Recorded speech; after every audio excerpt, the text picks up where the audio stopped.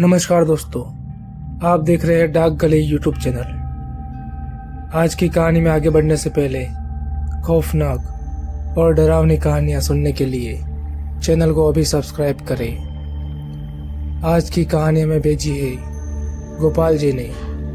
तो चलिए बढ़ते हैं आज की कहानी की ओर। मेरे पिताजी बताते हैं कि ये बात सन 1980 की है, जब वो अपनी बहन और जीजाजी के घर पर जा रहे थे। वो गुजरात के गोधरा में रहते थे। मेरे पिताजी राजस्थान के चित्तौड़ से ट्रेन पकड़ने वाले थे। उनकी ट्रेन रात की थी। मेरे पिताजी के साथ मेरी मम्मी भी थी। मम्मी और पापा ट्रेन से रात को गोधरा जंक्शन पहुंच गए थे, लेकिन आगे जाने के लिए उनको कोई भी साधन नहीं मिल रहा था। पिताजी ने सोचा कि इतनी रात को स्टेशन पर रुकना सही नहीं होगा, इसलिए उन्होंने आगे पैदल ही जाने का फैसला किया। उन्होंने सोचा कि आगे जरूर कोई ना कोई साधन मिल जाएगा, लेकिन काफी चलने के बाद भी उनको आगे कोई भी साधन नहीं मिला और घर भी अभी काफी दूर था। मेरे पिताजी ने मम्मी से कहा कि शायद घर तक हमें पैदल ही चलना पड़ेगा। तो मम्मी ने कहा कि इतना दूर पैदल कैसे जाएंगे। तो मेरे पिताजी ने कहा कि एक शॉर्टकट रास्ता मैं जानता हूँ, उस रास्ते से हम जल्दी पहुँच जाएंगे। फिर वो दोनों दूसरा रास्ता पकड़कर वहां से निकल गए। जैसे ही वे दूसरे रास्ते पर पहुंचे, मौसम अचानक ही खराब हो गया। आसमान में बिजलियां कड़क रही थी और जोरों से हवा चल रही थी, जिस वजह से उनको थोड़ी देर वहीं पर रुकना पड़ा। जैसे ही तूफान थोड़ा शांत हुआ, वो दोनों फिर से चलने लगे। चलते चलते उनको काफी देर हो गई थी, लेकिन वो अभी तक आधे रास्ते पर भी नहीं पहुंचे थे। मम्मी और पापा चल चलकर थक चुके थे। पिताजी को रास्ता कुछ समझ नहीं आ रहा था। उनको ऐसा लग रहा था कि वो कब से एक ही जगह पर घूमे जा रहे हैं। परेशानी और बढ़ गई थी। पिताजी अभी सोच ही रहे थे कि अब वो आगे क्या करे। तभी उनकी नज़र सामने एक आदमी पर पड़ी।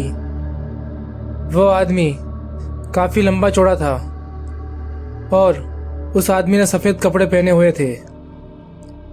शायद यह आदमी हमें रास्ता बता दे, इसलिए पिताजी ने उस आदमी को आवाज़ लगाकर कहा कि अरे भाई साहब, हम जरा रास्ता भटक गए हैं, हमारी थोड़ी मदद कर दीजिए। लेकिन उस आदमी ने पिताजी की बात का कोई भी जवाब नहीं दिया और ना ही वह आदमी पीछे मुड़कर देखा। पिताजी को लगा कि शायद मेरी आवाज़ उस तक नहीं पहुंच पा रही है, इसलिए पिताजी और मम्मी दोनों साथ में उस आदमी को आवाज़ लगाने लगे। लेकिन फिर भी उस आदमी ने ना ही पीछे मुड़कर देखा और ना ही कोई जवाब दिया। वो आदमी बस आगे की ओर चला जा रहा था। पिताजी ने सोचा कि अगर इस आदमी से हमें मदद नहीं मिली तो हमें पूरी रात यहीं पर भटकना पड़ेगा। यही सोचकर वो दोनों आदमी के पीछे भागने लगे। तभी पिताजी ने गौर किया कि वो आदमी बहुत ही धीरे चल रहा था। फिर भी हम लोग उसके पास नहीं पहुंच पा रहे थे।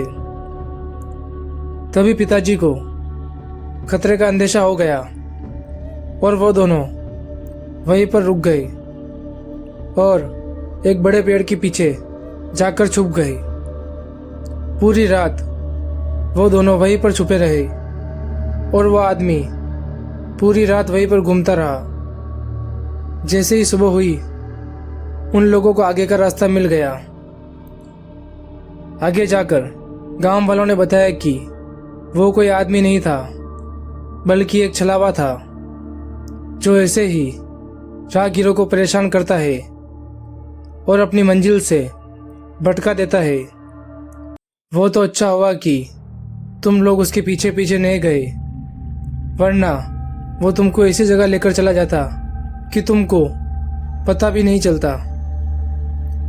आज तक बहुत से लोग उस छलावे के शिकार बन चुके हैं और काफ़ी सारे तो अभी तक वापस लौट के नहीं आए। अगली बार आप लोग ध्यान रखना। तो दोस्तों, आज की कहानी में बस इतना ही। अगर ये कहानी आपको अच्छी लगी हो तो वीडियो को लाइक करें और चैनल को